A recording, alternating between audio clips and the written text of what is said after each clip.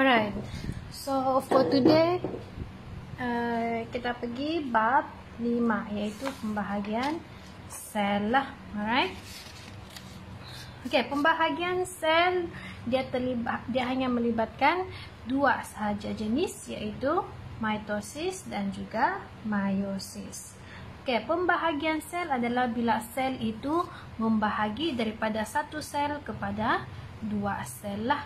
Sebab kita sudah belajarkan dalam badan kita ini adalah building block of cell. Daripada sel-sel yang banyak membentuk tisu. Daripada tisu-tisu yang banyak dia akan membentuk organ. Dan organ yang banyak-banyak itu beberapa jenis akan membentuk sistem. Dan sistem yang banyak-banyak membentuk organisma lah. Okay. So, basically, kalau untuk pembahagian sel, okay, dia terbahagi kepada mitosis dan meiosis. Okay, macam inilah. Okay. Mitosis dan meiosis. Tapi kita pergi dulu mitosis. Mitosis, sorry. Okay, yang ini boleh nampak kan? Okay. Mitosis, right? Lama habis tak kuat.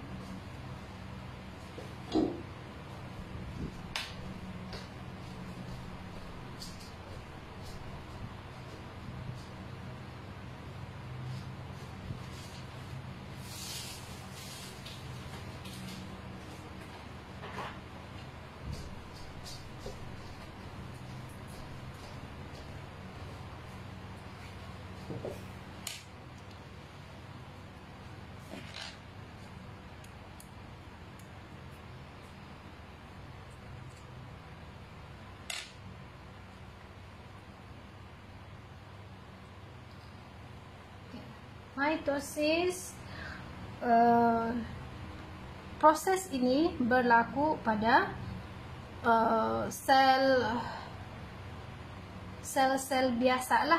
Okay, sel-sel biasa, sel badan. Dan dia punya fungsi yang utama adalah untuk menggantikan sel yang mati lah. Okay, sel yang sedia ada. So, pembahagian sel melalui mitosis dia adalah penting untuk menggantikan sel yang mati dan juga untuk pertumbuhan dan pembiakan. Okay? Dan dia terbahagi kepada dua peringkat, iaitu nukleus, pembahagian nukleus dan juga pembahagian sitoplasma. Okay.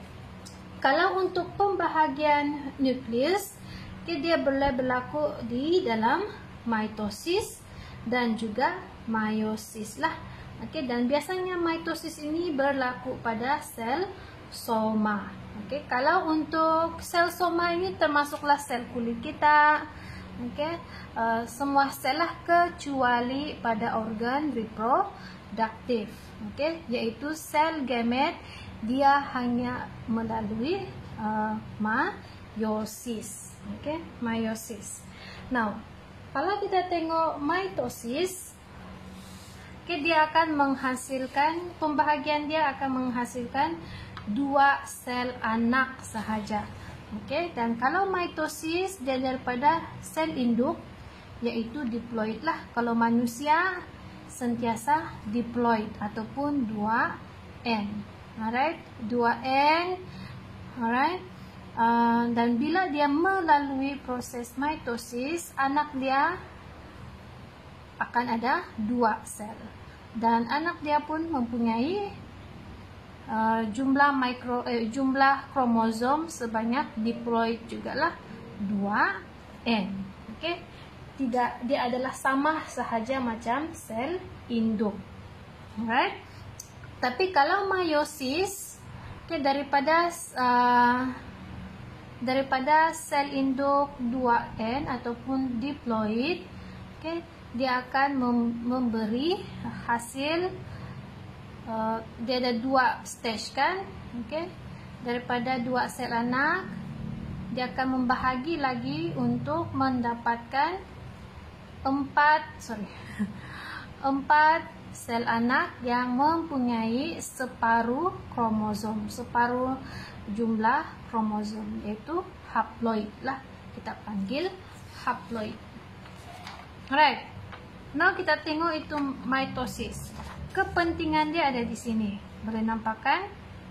Kepentingan dia, satu, dia membentuk sel baru untuk menggantikan sel mati. Satu lagi, menambahkan bilangan sel untuk pertumbuhan supaya dia boleh membesar lah. Okay. Dan another one, untuk membentuk pembiakan aseks bagi organisme unisel. Unisel adalah organisme yang sangat simple, sangat ringkas. Contohnya macam yeast. Satu lagi ialah pembiakan vegetatif. Pembiakan vegetatif such as mana-mana tumbuhan yang ada tubule lah. Okay, contohnya potato, yam, bawang. Third one is to produce, menghasilkan sel baharu untuk memperbaiki tisu yang rosak. Okay, kalau kita luka biasanya mitosis berlaku dengan cepatlah during wound healing. Another one is penjanaan semula bahagian tubuh, terutamanya untuk organisme such as tapak Sulaiman ataupun ekor cicak lah. Okay, another one is memastikan sel baharu yang terbentuk adalah seiras secara genetik dengan sel induk. Dia mesti sama, tidak boleh tidak sama lah. Kalau tidak sama biasanya berlaku mutasi, dan kalau berlaku mutasi dia akan menyebabkan cancer. So kita tidak mau yang itu kan.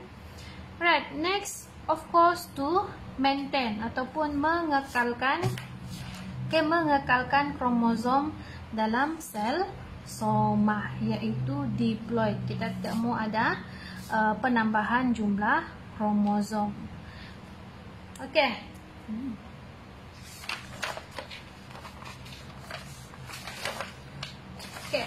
Nah, kita tengok dalam kitar sel terbahagi kepada 5 lah. Kira 5 stage atau 5 fasa. Oke, kitar sel ini termasuklah untuk meiosis juga. Oke, first apa yang berlaku ialah pada interfasa. Interfasa dia terdiri daripada G1 S dengan G2. Okay, growth 1, sintesis, dan juga pertumbuhan yang kedua. Okay, selepas pertumbuhan yang kedua barulah masuk itu mitosis. Okay, mitosis, dan daripada mitosis akan berlaku cytokinesis lah, pembahagian sel secara lengkap. Nah, kalau kita pergi dulu itu bahagian interfasa. Okay, pada fasa pertumbuhan yang pertama, apa yang berlaku ialah sel membesar dan organel berganda. Okay. Kalau keadaan itu tidak sesuai, dia tidak akan start lah. Okay. Sel itu tidak akan membahagi. Ingat, pembahagian sel ini hanya berlaku kalau keadaan itu sesuai. Okay. Pembahagian sel itu tidak berlaku sepanjang masa. Semua sel tidak ataupun dia tidak akan membahagi sel secara serentak. Okey, tidak macam semualah. Right. Okey, sel yang baru akan dibentuk untuk memasuki fasa G1, dan pertumbuhan sel ini berlaku secara aktif. Okey, secara aktif. Kalau keadaan sesuai, barulah dia akan masuk ke fasa sintesis DNA. Nah, fasa sintesis iaitu S, di mana DNA itu bereplikasi. Okey. Kalau kita tengok sel dalam under mikroskop, kita akan nampak nukleus itu hitam begini saja. However, kalau keadaan yang sesuai dan dia start untuk membahagi, pada sel pada nukleus kamu boleh nampak itu ada benang-benang yang sangat jelas. Okey, benang-benang yang sangat jelas itu adalah fasa sintesis sudah, di mana dia akan berlaku replikasi DNA. Okey, replikasi DNA di mana ini nukleus daripada single begini dia akan jadi double. Okey, di mana dia akan fotokopi. Okey, yang ini dengan yang ini actually sama sahaja.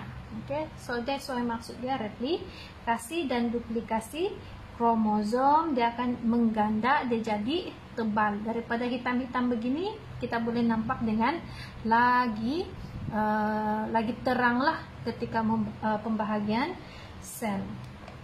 Okey, selepas itu dia akan pergi ke fasa pertumbuhan kedua, iaitu sintesis tenaga. Okey, sintesis tenaga dalam bentuk ATP.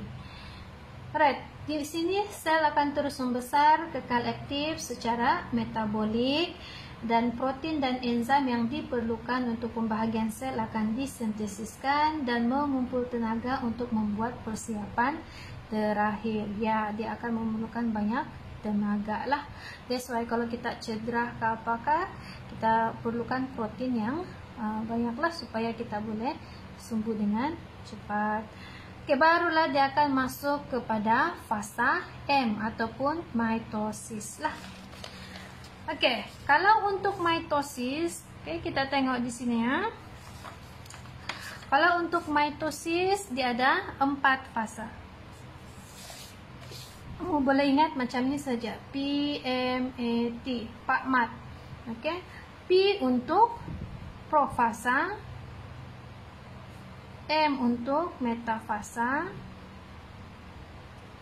E untuk anafasa, dan T untuk telofasa. Okay. Now, kalau kita tengok pembahagian sel, kalau kita kena tulis itu diagram dia, senang sahaja. Kalau semasa profasa, kita boleh nampak sudah itu centriole. Okay, dengan centriole itu terbentuk dan kromosom itu sudah kita boleh nampak dia berkembar. Okey, kromatid berkembar. So kalau kita boleh lukis, okey, sini centriole. Okey, dan kromosom sudah berkembarlah. Right. Dia akan menjadi padat dan gentian gelondong akan menghubungkan centriole dengan centromere, manakala nukleus dan juga membran nukleus akan terurai. Okey, tidak akan nampak sudah yang bulat-bulat ni. Okey, tidak nampak sudah sebab dia terus terurai untuk kasih ada ruang bagi kromosom tersebutlah. Okey, bila masuk kepada metafasa, okey, metafasa dia berbaris sudah. Metafasa itu kromosom sudah berbaris pada metafasa plate lah, plate metafasa. Okey, kamu boleh di sini centriole, okey, spindle fiber, gentian gelondong akan melekat pada centromere. Gentian gelondong adalah this one lah, dan centromere adalah titik yang menghubungkan kromatid berkembar tersebut. Okay, make sure kamu ingat itu struktur.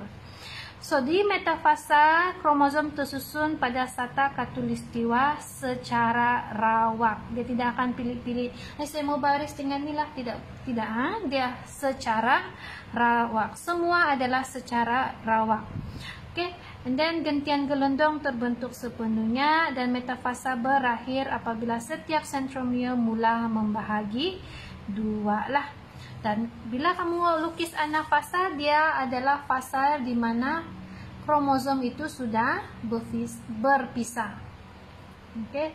Dan dia menuju ke kutub yang berlawanan, kutub yang bertentangan. Okay. Senang saja kan mengingat kutub yang bertentangan lah. Okay. So bila kamu tulis dalam esei, kamu boleh cakap beginilah, centromere akan membahagi kepada dua dan kromatid kembar terpisah. Okay. Kromatid yang telah terpisah dikenali sebagai kromosom anak lah. Okay. Macam mana dia boleh terpisah? Dia disebabkan oleh gentian gelondong yang mengecut. So bila dia mengecut, dia akan tarik itu kromosom untuk bergerak ke kutub yang bertentangan. Okay. Now, bahagian telofasa ialah bila kita boleh nampak sudah itu cytokinesis. Okey, kita boleh nampak sudah. Sorry. Alright. Dan kita boleh nampak sudah apa nama dia ni?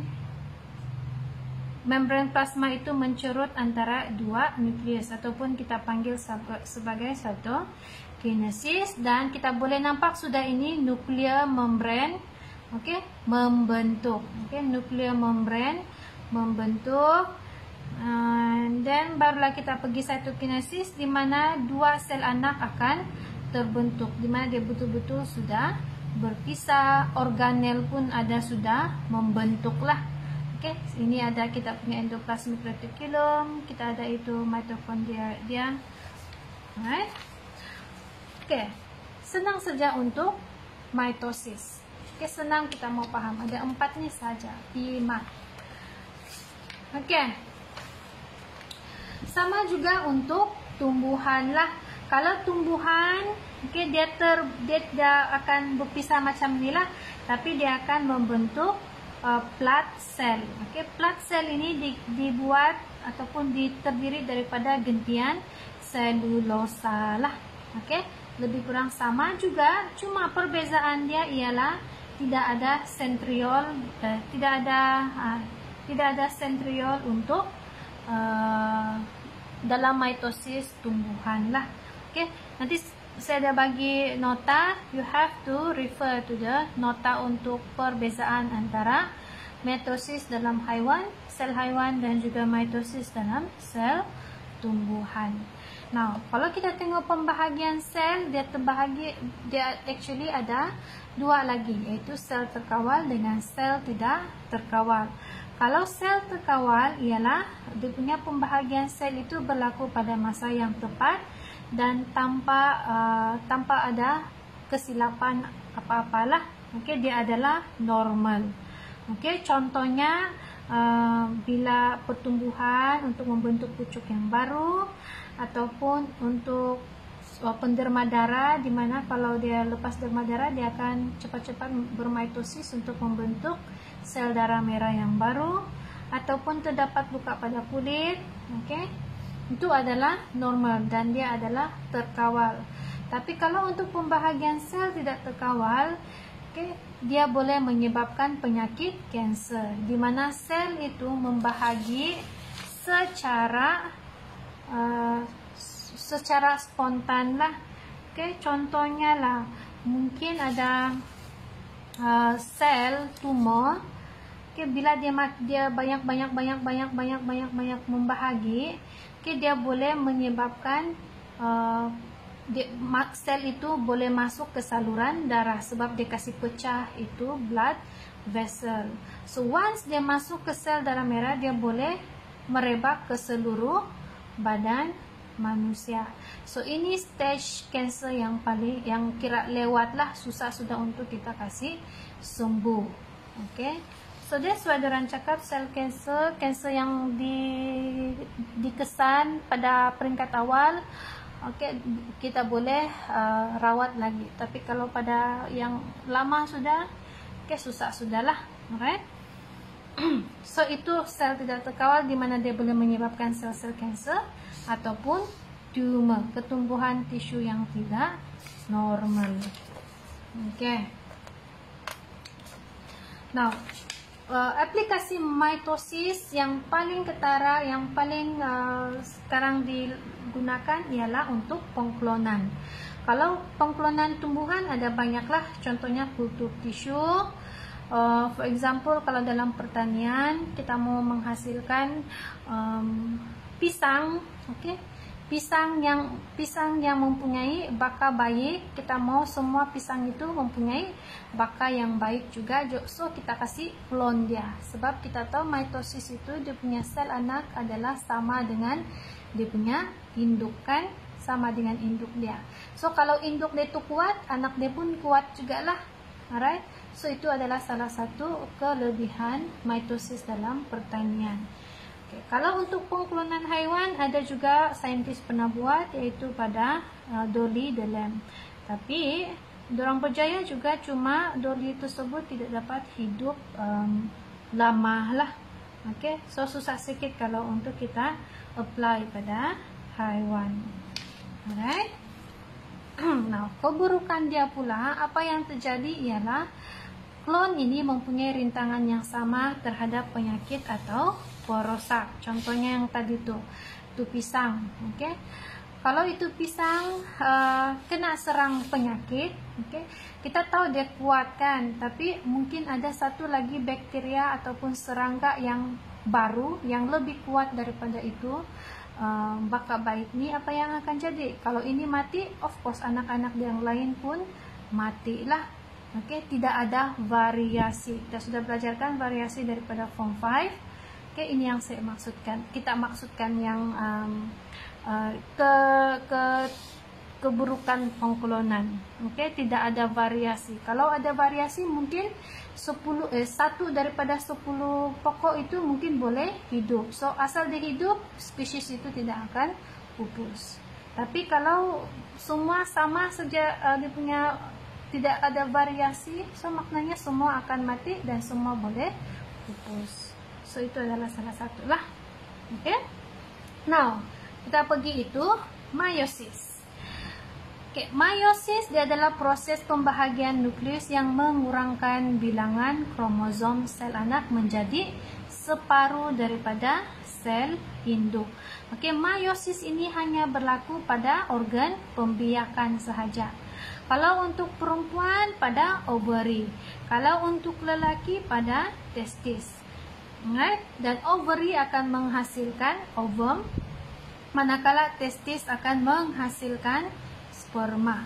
Dan ovum dan sperma ini mempunyai jumlah kromosom sebanyak 23 sahaja. Separuh daripada satu individu, iaitu 46 kromosom. Kenapa? Sebab sperma dengan ovum ini last akan melalui reproduksi ataupun persenyawaan. Persenyawaan itu akan menyebabkan jumlah kromosom pada sperma, jumlah kromosom pada ovum untuk bergabung. Okay, so that's why dia akan membentuk 46 kromosom pada zygote tersebutlah. So tidak ada kurang, tidak ada lebih, kecuali kalau berlakunya mutasi lah. Okay, mutasi pada ovum tersebut ataupun pada sperma ataupun kedua-dua sel. Alright. Sama juga untuk tumbuhan. Okay, mana-mana yang ada sel gamet, dia akan melalui meiosis, akan melalui proses meiosis. Okey, kalau untuk proses meiosis, okay, secara general kita boleh tulis begini saja. Okay, meiosis daripada 2N dia akan membentuk 4 sel anak. Okay, kalau untuk mitosis ada 2 sahaja, tapi diploid. Tapi kalau untuk meiosis dia akan menghasilkan 4 sel anak, yang setiap sel anak mempunyai haploid. Okay, separuh. Okay, sama juga untuk meiosis. Okay, dia melalui stage fasa, 4 fasa, prophase, metaphase, anaphase dengan telofasa. Okay, tapi dia berlaku secara 2 kali. Okay, 2 kali dia melibatkan itu stage, itu fasa. First, kalau kita tengok daripada 2N tu, okay, 2N, alright. First, dia akan membentuk 2 sel anak macam mitosis lah. Okay, mula-mula sini. Okay, semua dia berlaku pimat ni. Alright, ini pada meiosis yang pertama. Okay, untuk membentuk 2 sel anak yang masih lagi diploid. Alright. So, selepas itu, tapi during meiosis 1, kalau kita tengok sebelah sini ya, during meiosis 1,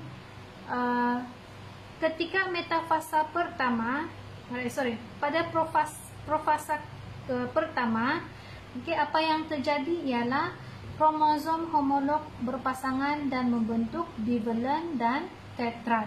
Okay, dia akan berpasangan untuk membentuk bivalent dan tetrad lah.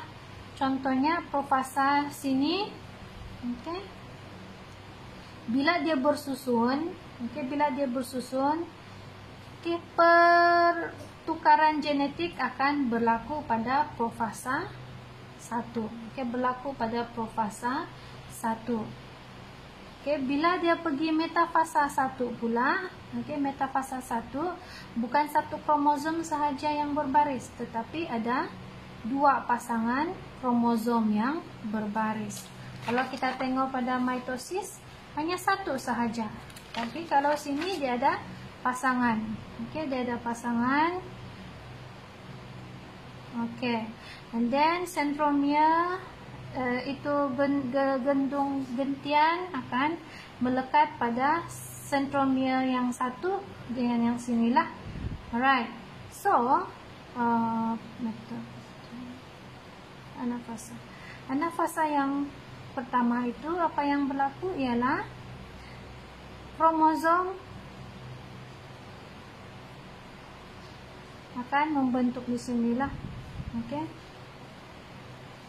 Dua kromosom ada di sini, 2 pasangan. Dia masih lagi mempunyai kromosom berkembar di sini, kromosom berkembar. Tapi perbezaan dia sudah mempunyai pertukaran genetik di sini.